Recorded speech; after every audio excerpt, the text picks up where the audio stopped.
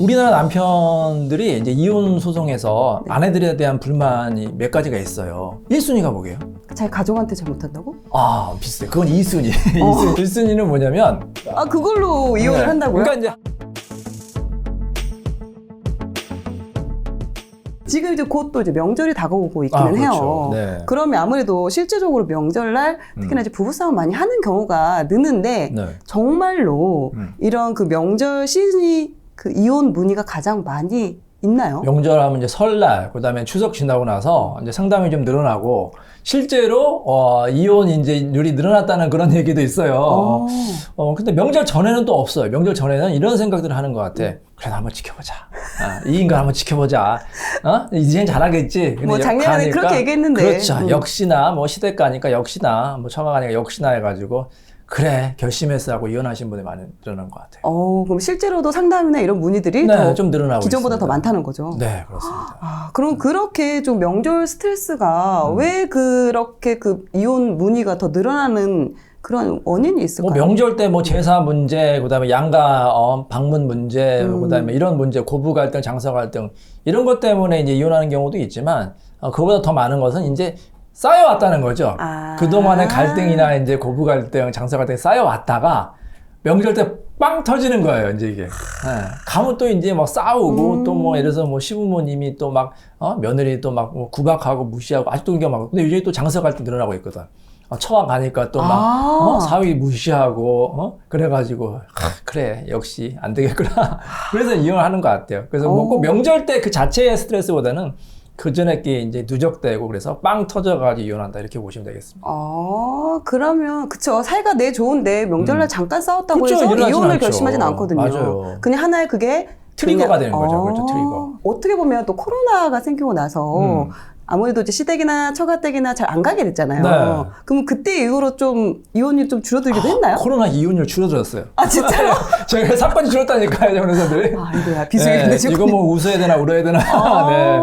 그럼 근데 외국은 오히려 코로나 때문에 집에 같이 있다 보니까 서로 부부싸움이 이제 많아져가지고 이혼이 많아졌다고 하는데 우리나라는 반대로 이게 이혼율이 줄었어요. 제가 그 원인을 분석해 보니까 왜 그런가? 왜 코로나 때문에 이혼율이 줄었나? 우리나라는 이제 좀 회식 문화, 밥 문화 이런 게 좀 다른 나라보다 좀 많은 편이잖아요. 그쵸. 거기서 사건 사고들이 많이 터지거든.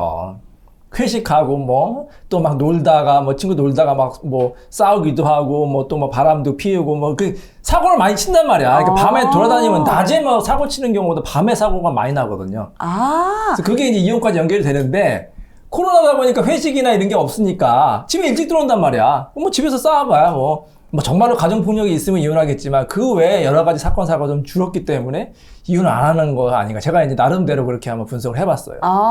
코로나 터지면서 물론 명절날에 시댁이나 처가댁이 안 가는 것도 하나의 원인이기도 하지만 또 이제 사람들을 만나지 않음으로써 뭔가 이제 그런 사건이 안 일어나서 줄는 거죠. 그렇죠. 그런 명절 때도 마찬가지예요. 이제 막 시댁 가고 처가 가서 거기서 또 막 갈등이 커지는데 코로나 때문에 안 가니까 너무 싸울 일이 없는 거야.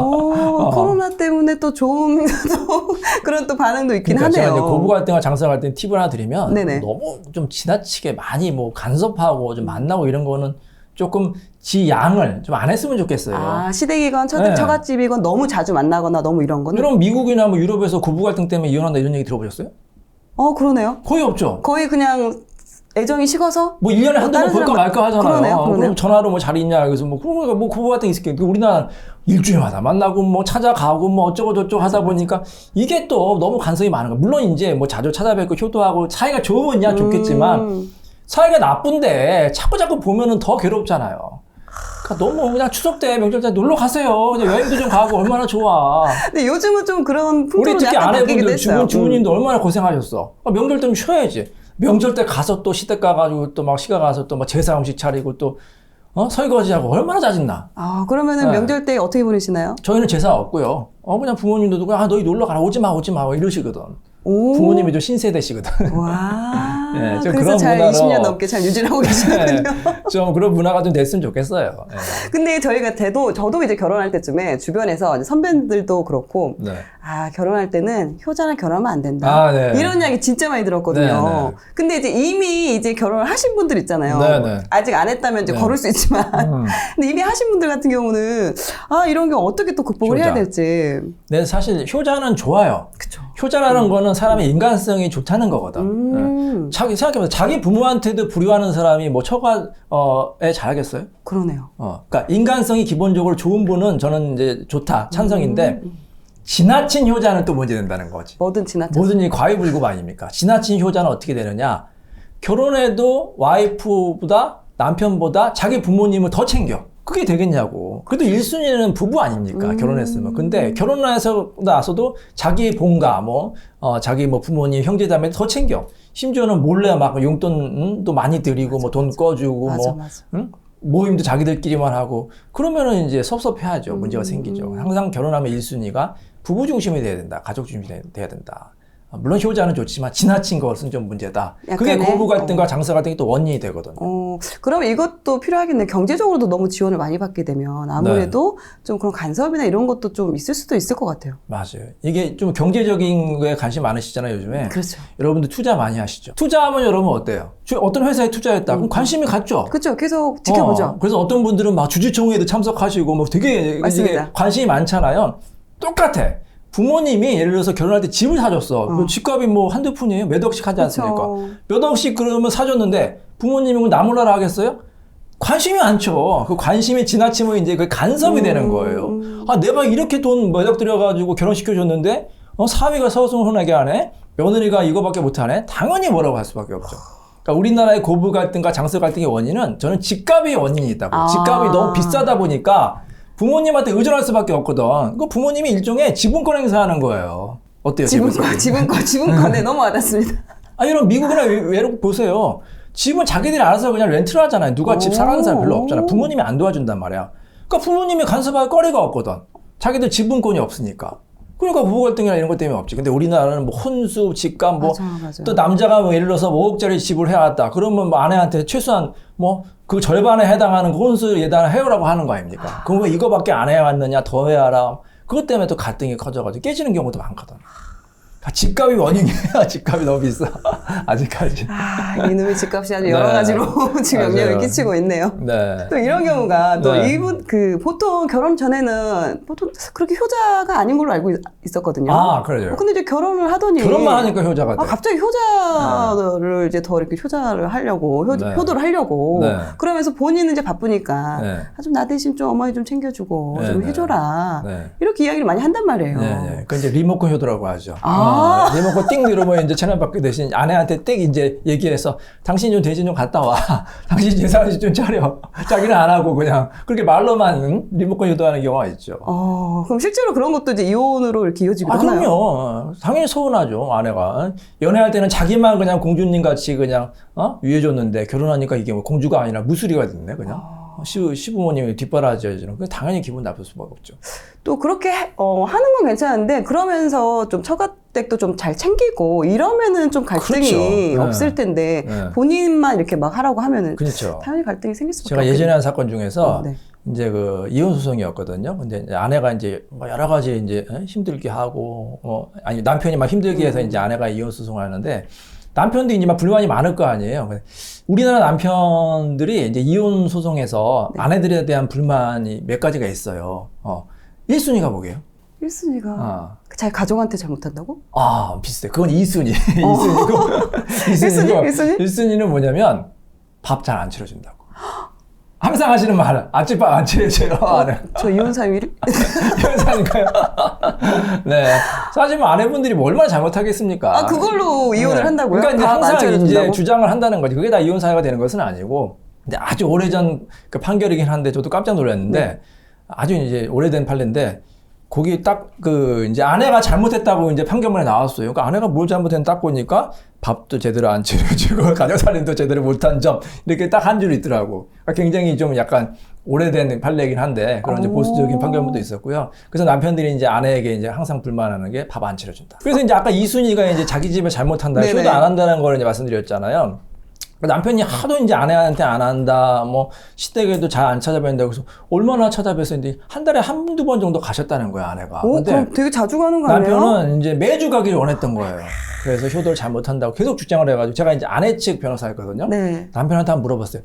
그럼 남편분은 얼마나 처가에 잘하고, 그러니까. 얼마나 처가에 자주 찾아갑니까? 마지막에 찾아간 게 언제 했더니, 글쎄, 한 3년 됐나요? 아, 뭐야. 그러니까 이게 형평이 안 맞는 거예요. 아, 뭐야. 네, 자기가 이렇게 자기 부모님한테 자기를 원하면, 자기가 먼저 잘해야겠죠.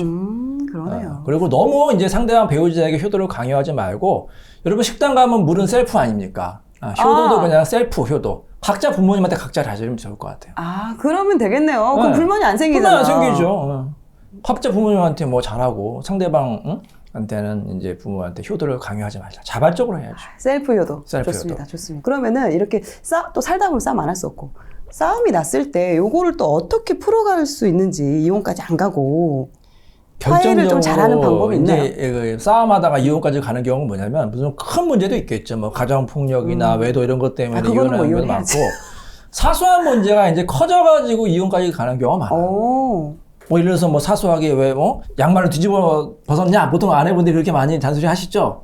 그럼 남편이 이제 몇 번 듣다가 기분 나빠가지고 너 왜 말을 그따위로 해? 이렇게 하고 그러면 아내가 또 아니 그게 뭐야? 당신네 집에서 그렇게 배웠어? 그러면 니네 집은 뭐고? 니네 집 니네 엄마 아빠는 그렇게 했었어? 지금 경험을 말씀하시는 거 아니죠? 제가 네. 경험 아니고 사례. 네.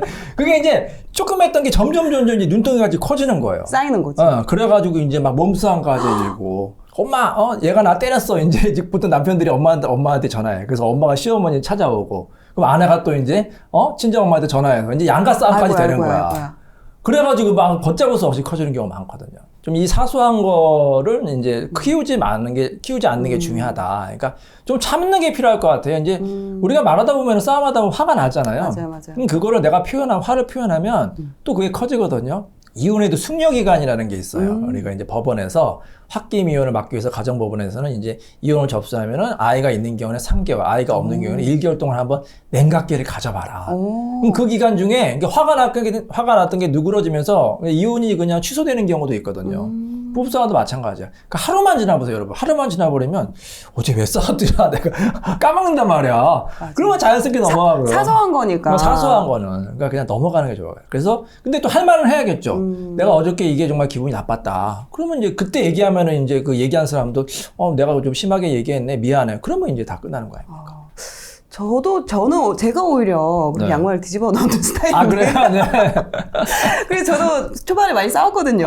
이제 저희 남편은 굉장히 깔끔하신 분인 거죠. 네, 깔끔하신 분이고, 저는 네. 그냥 뭐 대충 뭐 이렇게. 수도분하게. 그러니까 한꺼번에. 왜 이렇게 이거를 할 때마다 매번 왔다 갔다 하냐. 우리 한 번에 그냥 이거를 치우는 게 낫지 않냐. 이런 스타일이어서 그걸 맞추는데도 상당히 좀 어려웠는데, 둘 중에 한 명이 포기를 하니까, 또 포기를 하고, 저 또한, 그래, 그럼 내가 조금씩 이제 의식적으로 맞아. 노력을 하니까 아예 자기 말을 무시하면은 더 기분이 나쁠 텐데 그래도 애쓰는 모습을 조금씩 보여주니까 그나마 그래도 저도 아직까지 유지를 잘하고 있는 것 같습니다. 예, 아주 잘하고 계시네요. 네. 근데 이러다 보니까 아무래도 주변에 이야기 들으면 결혼에 대해서 야, 너 결혼해. 결혼 꼭 해야 돼. 여지껏 안 했어. 이런 얘기를 미혼인 분들이 듣지를 못하고 다 안 좋은 이야기 많이 듣잖아요. 하지 마라, 혼자 살아라. 하지 마라. 야, 혼자 최고다. 야, 나 다음 생에 태어나면 이제 안 할 거다. 막 이런 얘기 많이 들으니까 그러면서 이제 2030 세대들이 비혼이다. 그리고 결혼 혐오까지 이런 사상들이 갈수록 좀 커지는 것 같아요. 너무너무 걱정되고 있어요. 네. 제발 결혼 좀 하세요. 그리고 이전과는 다르게 정말 결혼을 해서 너무 이제 기피하는 현상이 나타나고 있는데 이런 게 왜? 아까 말한 대로 이제 시부모님 간섭, 장사 갈등 이런 간섭 최소화하고 그 다음에 또 하나 문제는 뭐냐면 이혼이 우리나라가 너무 어려워요. 그러니까 이혼을 조금 쉽게 물론 이제 결혼해서 무조건 이혼한다는 게 아니라 결혼했는데 물론 뭐 잘 사는 경우도 있지만 이혼하는 경우도 있을 수가 있잖아요. 내가 잘못 선택해서. 근데 우리나라 이혼이 너무 어렵기 때문에 이게 진흙탕 싸움까지 하게 되고 뭐 끝까지 평생 이 사람하고 살아야 된다. 그래서 그 부담감 때문에 결혼 안 하시는 분도 꽤 되거든요. 근데 외국처럼 이혼이 자유로우면 외국은 동거도 자유롭고 이혼도 자유롭잖아요. 좀 쉽잖아요. 그러니까 결혼을 좀 해도 뭐 아니면은 뭐 이제 좀 약간은 조금 쉽게 정리한 다음에 새 출발을 쉽게 한단 말이에요. 근데 우리나라는 한번 결혼 이제 혼인신고하면 이거 평생 가야 된다고 생각을 하잖아요. 그러니까 이게 부담이 되는 거야.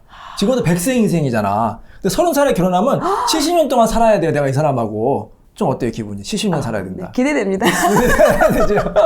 이미 했으니까. 근데 이제 숨이 꽉 막히는 분도 계실 거야. 그렇죠. 그래서 이거 결혼하면 내가 평생 어떻게 보면은 70년하고 이제 족쇄에 매여서 그냥 살아야 되나? 그런 부담감 때문에 결혼 안 하는 경우가 많거든요. 그러니까 조금 자유롭게. 연애의 연장선이다. 좀 약간 너무 좀 러프하게 말씀드리면. 그래서 조금 이제 외국처럼 우리나라도 결혼, 이제 뭐 동거, 별거, 이혼 이런 거에 대해서 조금은 좀 이제 문화가 바뀌는 게 어떤가 그런 생각이 듭니다. 그 요즘 같은 경우 또 그런 경제적인 부분이 아까 말씀하신 것처럼 또 많이 자주지하는 것처럼 네. 이혼을 할 때 그런 경제적으로 뭔가 네. 뭐 투자를 잘못했다거나 이것 때문에 이혼하는 사례들도 많이 있나요? 많죠. 이제 주식 투자. 혹시 어떤 사례가 좀 있었나요? 뭐 이제 아내가 열심히 모아가지고 집도 사고 그랬는데 이 남편이 이제 집담보대출 받아가지고 주식 투자하고 심지어는 이제 처갓집도 이제 대출 받아가지고 본인이 이제 그런 금융 관련되는 계통 일을 하시는 분이었고 그러니까 잘 안다고 하니까 이제 믿고 한 거죠. 처음에는 이제 잘 됐는데 소위 말하는 이제 급등주, 테마주, 작전주에 투자를 하신 거예요. 그런 분들이 이제 뭐 다 날리는 거죠. 이제 자기 집뿐만 아니라 처갓집까지 다 날렸으니 얼마나 속상하겠습니까? 그래서 주식 때문에 뭐 엄청 뭐 전 재산 날렸다 이런 분 꽤 봤어요. 꽤 봤고요. 그다음에 이제 코인 때문에 또 이제 요즘 코인 많이 하잖아요. 그러니까 지금 요새 네. 코인이랑 주식이 되게 잘 나갔었잖아요. 네, 그러다가 이제 지금 막 빠지기 시작하니까 맞았죠. 이때 이제 그게 이제 나타나는 거죠. 그래서 뭐 코인 투자해가지고 뭐 반토막 났다, 뭐 수십억 날렸다, 수억 날렸다 이래서 이혼하고 싶다 이런 분은 많아요. 반면에 버신 분도 있어요. 실제 버신 분도 봤어요. 코인에서 이제 몇십억, 몇백억 벌었다 하는 분 봤고, 주식으로도 한 몇억, 몇십억 벌었다 하시는 분도 봤어요. 근데 이제 많이 벌어가지고 이제 많이 벌면은 그것 때문에 싸우지는 않겠죠. 이제 많이 벌었는데 상대방이 또 이제 뭐, 다른 사람 만난다든지 아니면 갑자기 사람이 바뀌었다. 응? 부부가 이제 단칸방 살 때는 그냥 서로 의지하고 살았는데 갑자기 뻥 하고 그냥 뭐 몇십억 부자가 되니까 이 사람이 갑자기 바뀐 거야. 뭐 슈퍼카타하고 막 그래가지고. 좋아지죠, 귀하죠, 그러고. 그래서 이제 막 그거 재산분할 해달라는 경우도 있고. 반대로 뭐 이제 전 재산 날려가지고 너무 속상해서 이혼하고 싶다 이런 경우도 있는 것 같습니다. 네, 지금 이제는 또 이제 미혼인 분들 같은 경우는 좀 배우자를 또 잘 만나야 되잖아요. 이미 결혼하면 이제 또 복잡해지잖아요. 이혼하기 힘들다고 하니까. 그러면 이 미혼인 분들이 이런 사람을 좀 더 눈여겨봐야겠구나. 이런 사람이면 결혼해도 괜찮다. 그 유형이 있을 것 같습니다. 투자에 관심 많으시잖아요. 많습니다. 주식 투자할 때 그 회사를 얼마나 분석을 하세요? 어느 정도? 뭐 주식을 하고 부동산을 하지만 거의 부동산 그걸 사기 위해서 그 아파트 하나 사기 위해서 그 지역에 있는 아파트 다 돌아갑니다. 다 갑니다. 다 가고. 네, 다 갑니다. 부동산도 가보고, 뭐 등기부도 보고.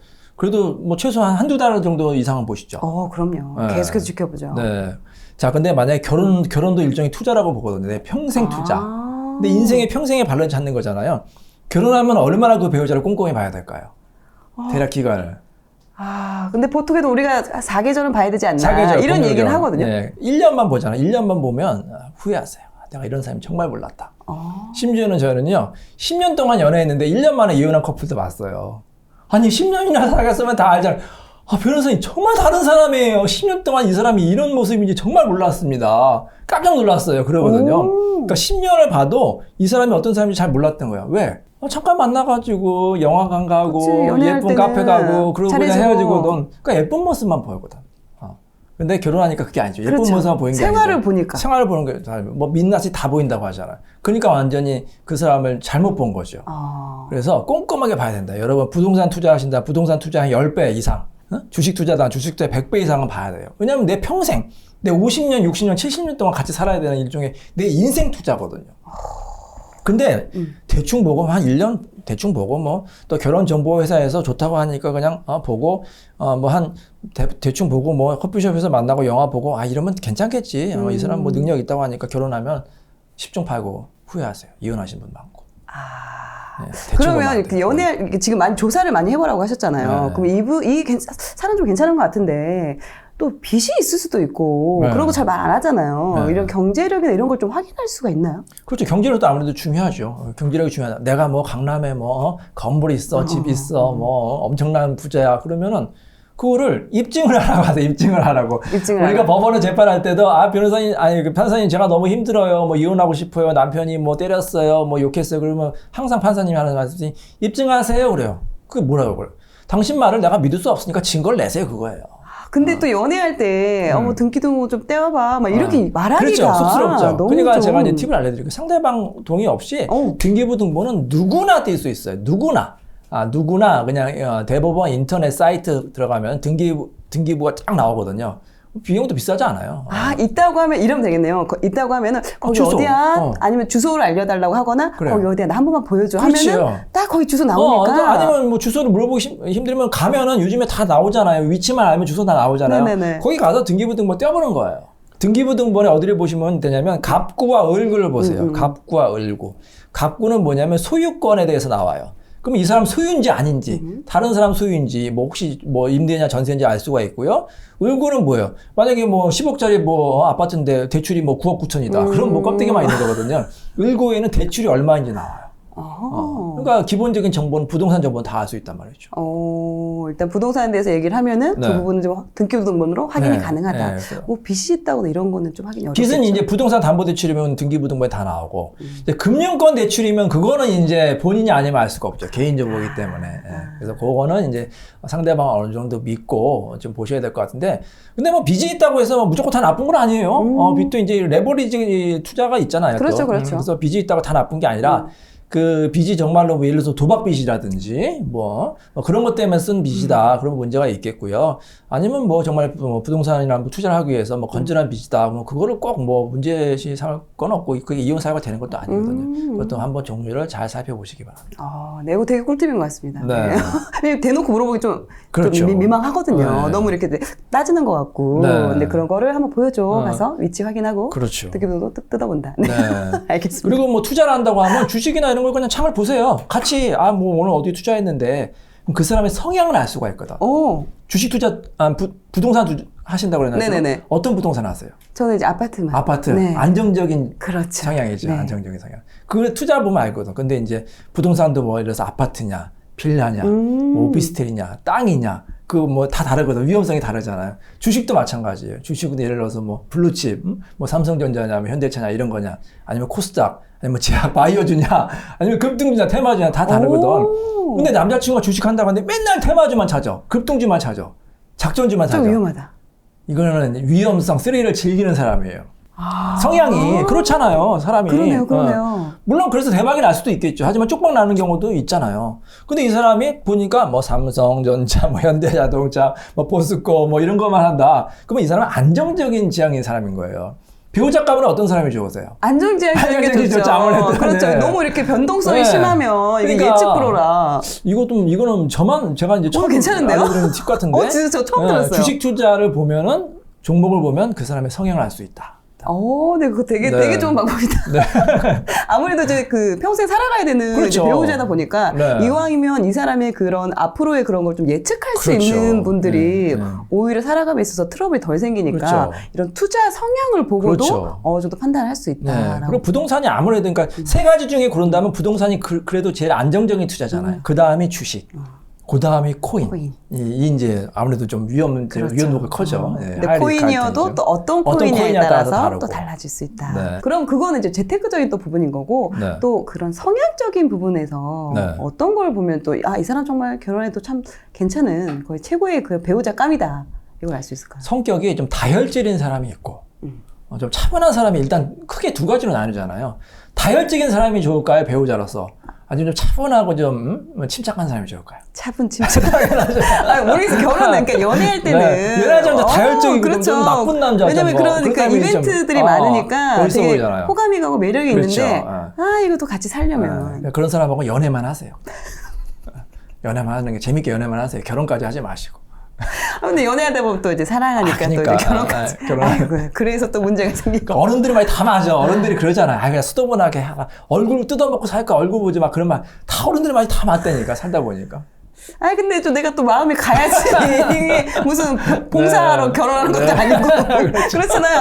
아무리 남들 보기에 이 사람 되게 최고의 배우작감이야라고 해도 내가 마음이 끌려야지 이게 결혼까지 하는데 그러니까 미혼 때는 그게 잘 와닿지 않더라고요. 자꾸 만나시고 여러분 외모가 조금 아니다 하더라도 사람이 성격이 좋으면 그 사람 장점이 있거든.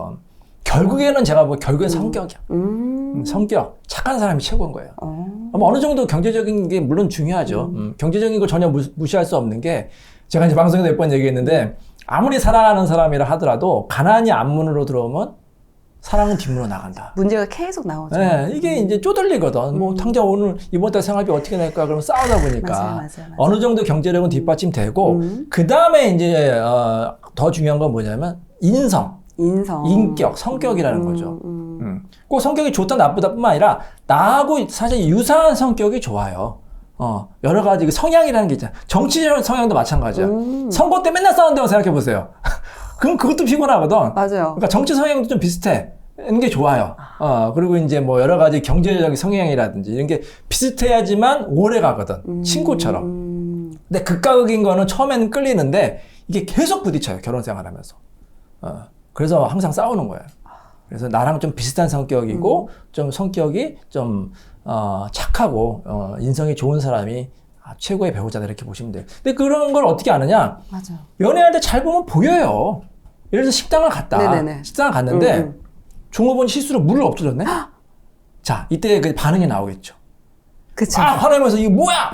물어내! 하면서 막 이제 막 이제 큰 소리 내면서 막 반말로 막 화내는 사람이 있는가 하면 그럴 수 있어. 괜찮아요. 가세요. 이런 사람이 있는데 어떤 사람이 좋으세요? 당연히 네, 후자죠. 후자죠. 근데 문제는 이게 이 사람이 그러니까 그런 거는 잘해. 네. 그런 거 잘하는데 이게 뭐랄까요? 이게 뭐 좀 인위적으로라도 이거를 만들어내서라도 가리는 거지. 가리는 거죠. 그런 사람도 있어요. 더 무섭죠. 그게 더 무서워. 소시오패스가 될 수도 있고.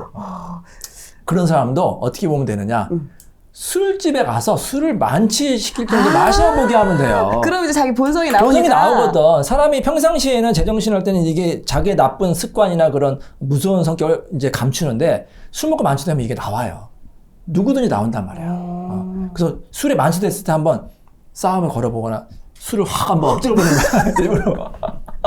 그럼 이게 뭐야! 이러면서 막 세상 지고 막 여자친구한테 소리 지르거나 그러면 그 사람의 본래 모습인 거야. 그럼 추후에도 나한테 또 이제 결혼해서도 결혼해서는 이제 평소에 나온다는 거죠. 언제든지. 식당에 종업원한테 했던 그 하대하는 습관이 이제 아내한테 결혼해서 아내가 약자라고 생각을 해서 아내한테 무시하고 막 막말하고 욕하고 때리고 그런 게 나온단 말이에요. 잠재져 있던 성격이. 보통 그 평소 매너도 좋고 인성도 어느 정도 그게 인성이 가장 중요하네요. 인성. 물론 경제적인 부분도 어느 정도 그렇죠. 받침이 돼줘야 되는 부분이 있지만. 그리고 이제 유유상종이라고 그 사람의 친구들을 보세요. 굉장히 중요합니다. 친구들은 자기랑 비슷한 사람 만나거든요. 맞아요. 그렇잖아요. 맞아요. 그러면 이제 뭐 비슷해, 재밌거든. 남자친구, 여자친구 이제 친구들을 보면은 와 정말 다 비슷하고 막 훌륭한 사람들 나오는 거 보면 양아치들 나오는 경우 있어 가끔. 있어. 양아치들. 맨날 막 뭐 놀러 가자 그러고 막 양아치 짓 하는 사람도 있잖아요. 그러면 그 남자친구도 양아치일 가능성이 높아요. 제가 보기에.